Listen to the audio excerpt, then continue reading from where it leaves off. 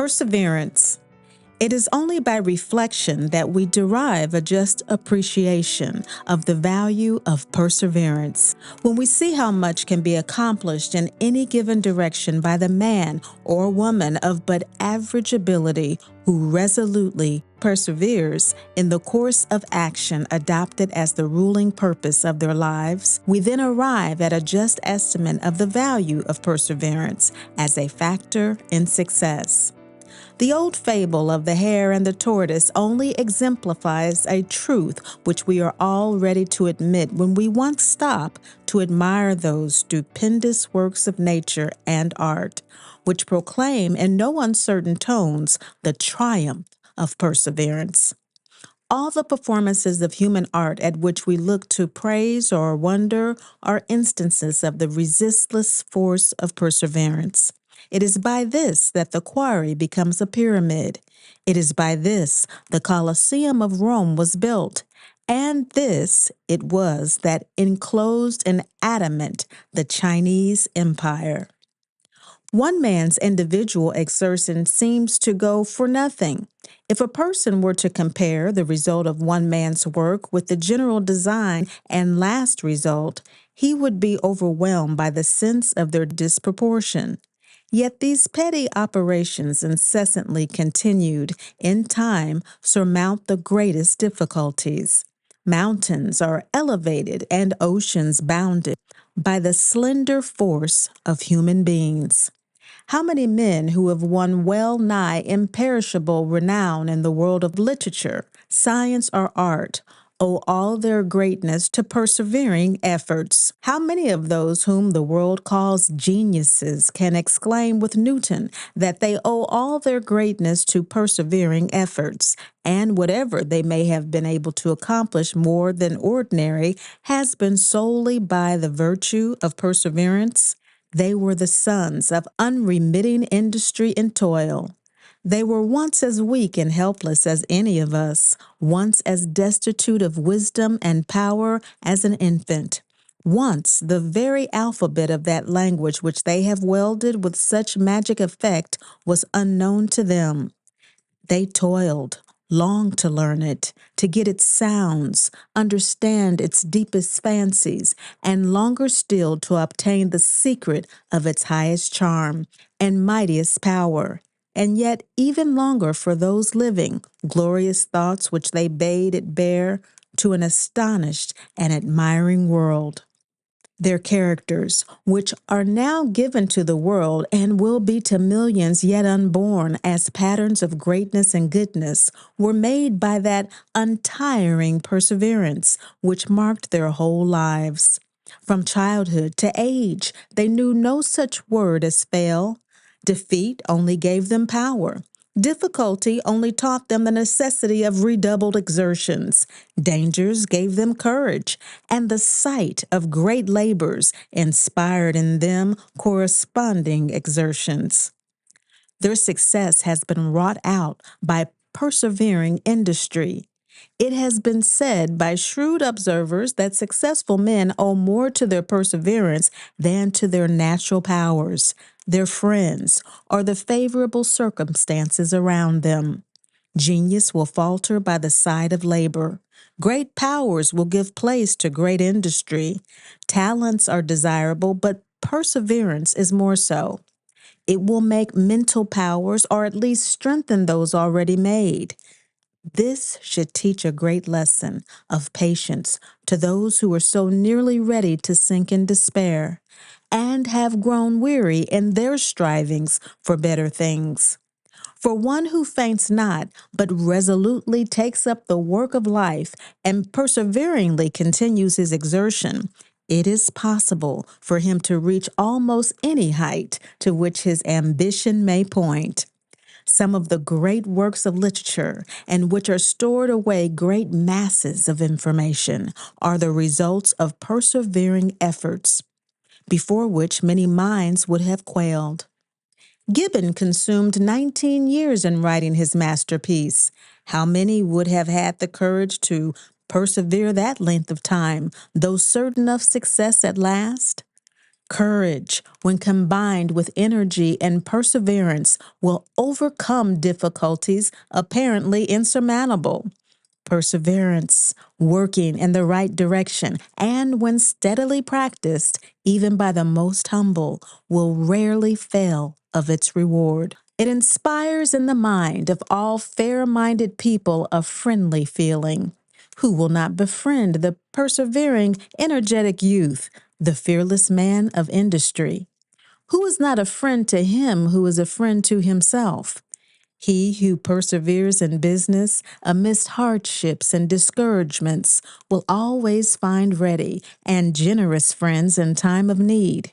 He who will persevere in a course of wisdom, rectitude, and benevolence is sure to gather around him friends who will be true and faithful. Go to the men of business, of worth, of influence, and ask them who shall have their confidence and support.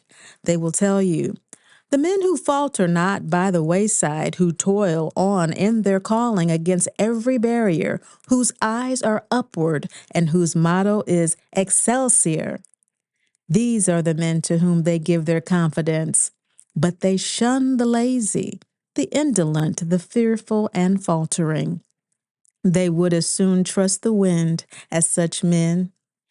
If you would win friends, be steady and true to yourself. Be the unfailing friend of your own purposes. Stand by your own character, and others will come to your aid. Almost every portion of the earth seems with works which show what man has been able to effect in the physical world by means of perseverance. Calculate, if you can, the efforts required to build the pyramids of Egypt. Can you conceive of a more enduring monument to the triumph of perseverance than that? Look at nature. She has 1,000 voices teaching lessons of perseverance. The lofty mountains are wearing down by slow degrees. The ocean is gradually but surely filling up by deposits from its thousands rivers and by the labors of a little insect so small as to be almost invisible to the naked eye. Every shower that sweeps over the surface of the country tends to bring the hills and the mountains to the level of the plains.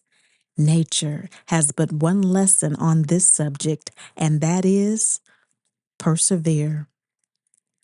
More depends upon active perseverance than upon genius, says a common sense author upon this subject.